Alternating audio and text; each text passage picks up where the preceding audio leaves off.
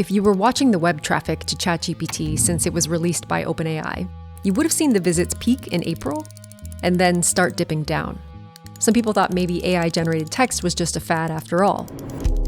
But now it seems like maybe that was just summer break. I was not prepared for the amount of students that were using it. It felt like a cheat code, right? About 60% said they use ChatGPT. 91% have at least tried ChatGPT. It's a high number. After the headline started that students were using it to cheat, I used it to cheat. Pieces of writing that are grammatically perfect. Everything was capitalized correctly. And if I was in their shoes, if there was a way that I can do my schoolwork like quickly, I would have been that kid. Oh, I would have took it. 100%. So here's where we're at right now. The American software industry is racing to release and refine AI language models, which I'll call chatbots in this video. It hasn't been obvious to everyone what they should be used for, but it has been obvious to a lot of students. The freely available chatbots can respond to assignments across a bunch of middle and high school subjects. And the most advanced models, which you generally have to pay for, can analyze data, read image files, and write at the college level. This summer, I did the little research project where I asked my freshman year professors to grade essays written by ChatGPT, and they got all A's and B's. And so this was just like very striking to me.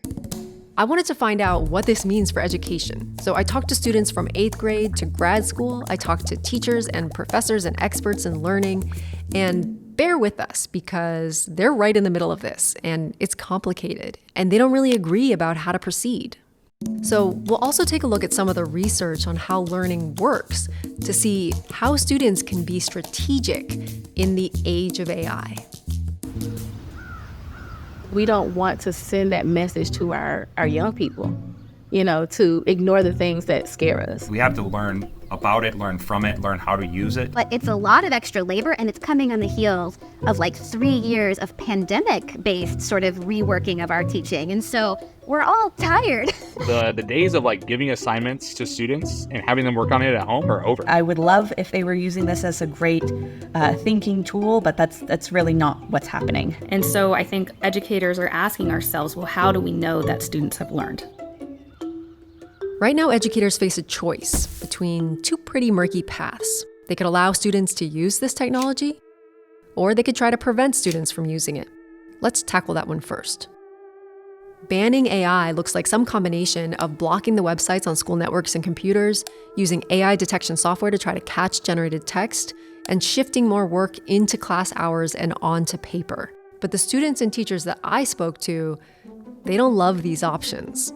I don't want my students to feel like they are under this kind of policing. I go from teacher to sort of hall monitor, and that's not a desirable teaching relationship. But at the same time, I do want to know that they're doing the work. A lot of our kids are really, really good at getting around the school firewalls. But even if they couldn't access it on their laptops, they have it on their phones. I'm not letting them take anything home. I want everything to be written in class. The last 2 midterms I had were in-class papers, and it felt like I was in high school and I hated it.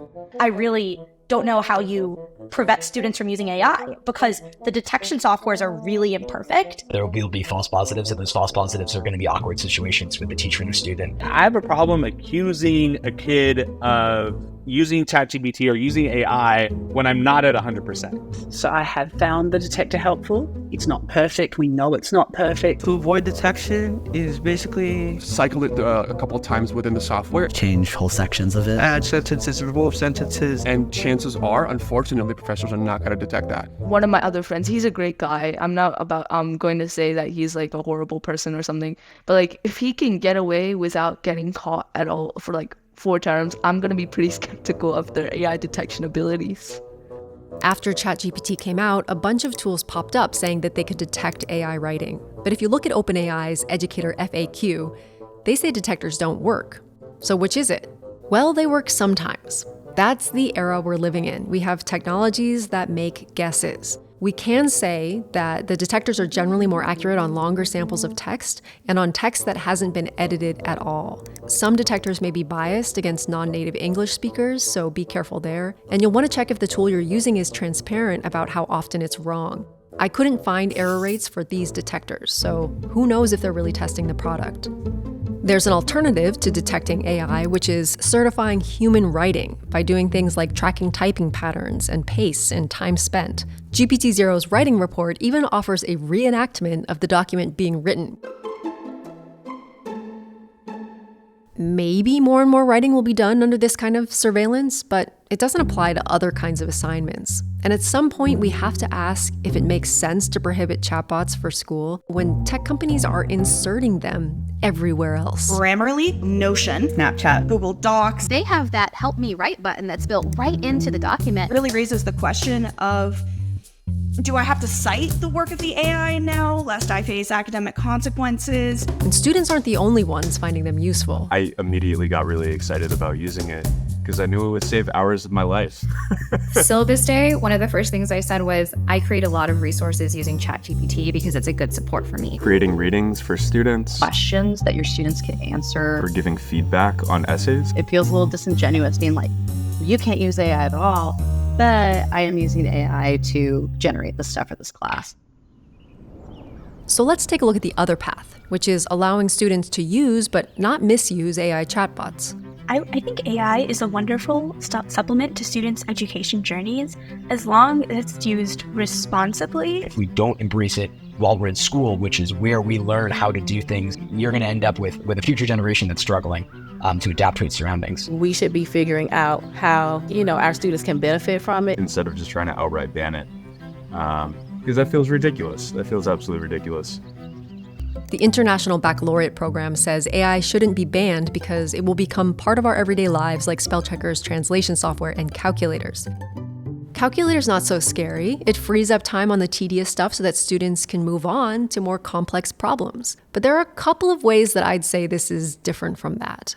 For one, calculators don't make things up. And it gave me some quotes. I was like, wow, this is perfect. But when I tried to search it, put a few of these sources into Google, and all of them were fake. This quote isn't in the book. Like, they didn't exist at all. I was able to generate text about the near extinction of the Yagan people, which isn't true at all. What's the difference between a consequent boundary and a subsequent boundary?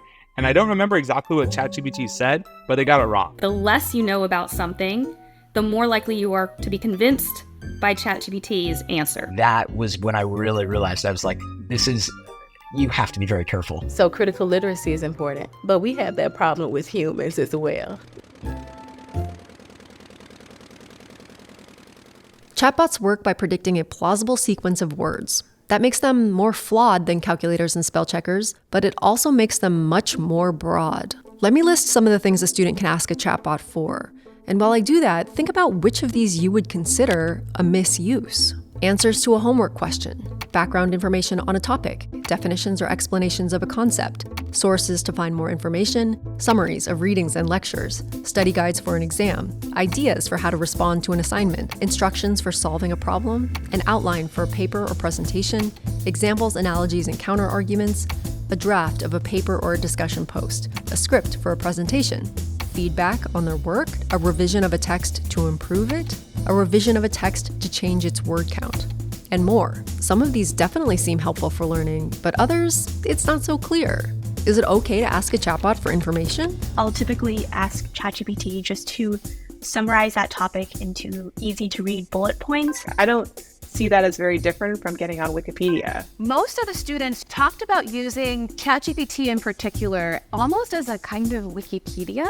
And I really quickly was like, oh, I don't think that's the best way to use these tools. Is it okay to get ideas from a chatbot? So I think in terms of outlining and brainstorming, I think that's actually fairly low risk. When it comes to generating ideas, it's not really giving you an inspiration, it's giving you an answer. One of my friends and I were brainstorming different topics, and one was like, no, quit thinking. I already looked for it on ChatGPT, and I have this incredible idea, and we can delve into this. But we did write all the text on our own. It's not like we copy and paste, because that is cheating. What about using AI to write a paper after you've done the research and analysis? If it's all your ideas and ChatGPT is the editor, the product is still yours. It's just been aided. One of the things that we do when we're writing is we're figuring out what we think. And then ChatGPT reorganizes things, adds some facts that I didn't know, And then my take is like, yeah, that's pretty much what I said, right? And it's not really. I think the reason they disagree on how to handle this tool is that it isn't really a tool. It wasn't built to do some specific task. Now, there will be AI tools that are constrained to act more like tutors, but OpenAI says they're trying to build general intelligence. General meaning something more like a student than a calculator. The difference is that calculators don't make the equation for you. Calculators don't come up with a creative solution. Meanwhile, ChatGPT gives you all of the steps. It's I'd say a lot easier, at least for me, to just read something and then write it down than to actually think about something. They're not going to get that opportunity to sit there and really go from A to B to C when ChatGPT can go from A to C really quickly for them. Maybe it's just easier to just take the ChatGPT generation, the generated response, and then just tweak it to sound more like me than to create my own original piece of work if my work is going to be not as good.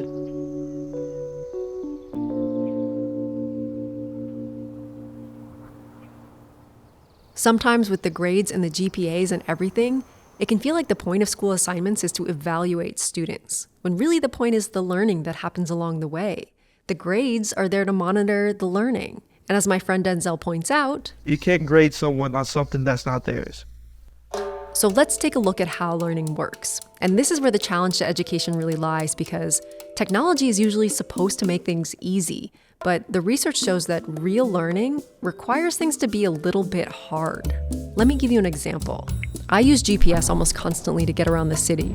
It tells me which train or bus I need, which subway exit to take, basically how to walk. A bunch of studies have looked at how this affects our spatial abilities. Because, hey, maybe watching this app produce instructions for my route is teaching me how to get around. It's giving me all of these examples to learn from. But no.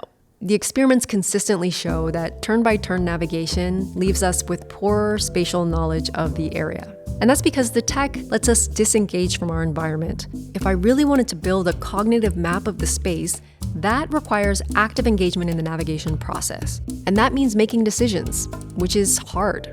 And I may decide that it's fine to offload my spatial learning to this app and just expect that it will always be there for me. But what about learning in other domains, like in school? There's a really interesting study from a few years back where they divided college students into 2 classrooms that covered the exact same physics lesson, but in different ways. So one class presented the material in a passive lecture. And it was done in a way that it would mimic a lecture from a super lecturer. Very smooth, very, very fluent. The other class used an active learning method where the students were put into small groups and then given unfamiliar problems to work on. They weren't given much direction, so it was a bit frustrating. And then the instructor would interrupt them and then explain, basically give them the feedback of how an expert thinks about these things. At the end of the class, they asked the students if they felt like they learned a great deal from the session. And the students who received the passive lecture said that they learned more than those who did the active learning class. They were also more likely to say that all of their physics classes should be taught that way. They preferred just watching the lecture, but they were wrong. Tests on the material showed that the students in the active participation class actually learned more of the information. It turns out that we're not great at judging how well we're learning. Whenever we try and judge if a learning experience is productive or not, the strongest metacognitive cue that we use is perception of fluency. Fluency is when information is going down easy. It's well presented, it's organized, it's convenient. Fluency is the reason why students tend to reread their notes and textbooks when they're studying, when really they should be giving themselves quizzes or trying to explain the material in their own words. Education researchers have this term, desirable difficulties, which describes this kind of effortful participation that really works, but also kind of hurts. And the risk with AI is that we might not preserve that effort, especially because we already tend to misinterpret a little bit of struggling as a signal that we're not learning. I want them to know that struggling is okay. It's not about getting the right answer. It's not about having the correct opinion. You do not become a better writer by just editing other people's work. You do it through the struggle. The text is kind of like the snakeskin of the growth. You can replicate the snakeskin, but there's a reason you chose to be in this room, and the reason is the path. The reason isn't the product. So with all that said, we can look back at those prompts and ask, is this making the work easy for me? Or is it motivating me to try the hard things? So you could use a chatbot to avoid reading a challenging text, or you could use it to work through that text and help you get more out of it. Tried to read like the prose Edda, and it was just impossible to read for me. It was very, very hard. I think that ChatGPT might be able to, parse through some of the harder language, simplify things. You could use it to answer questions for you, or it could inspire you to ask questions you wouldn't have asked before. If you have a question in class and you're not sure what to do with it, now your first step, instead of going to a teaching assistant or a friend, might be to ask ChatGPT. You could use it to write or rewrite your words to sound perfect, or you could ask it to critique your writing, and then you decide how you want to make changes. Where are there problems in the logic? Where are there, sentences that aren't clear and so on? There's a point in which the student has to make that realization and say, okay, this is where I need to work on this, and this is where I need to use ChatGPT, and this is where I need to not use ChatGPT. But I feel like it's just like asking for trouble, because high schoolers, man. Our schools and teachers prompt us to build our own mental map of the world, where we can connect ideas and perspectives and knowledge across space and time. And you want to have that map to help you navigate your future and find your place in the human story. But from now on, there will always be companies offering you turn-by-turn directions instead. And you might think, hey, I'm a kid. That's a lot of self-regulation to ask from someone whose brain is still cooking. I mean, we're still trying to figure out how to manage these things, and adults don't even know what AI is going to look like in 10 years, let alone what jobs will exist. Isn't that kind of a lot to put on us? And my response to that is, yeah, it is.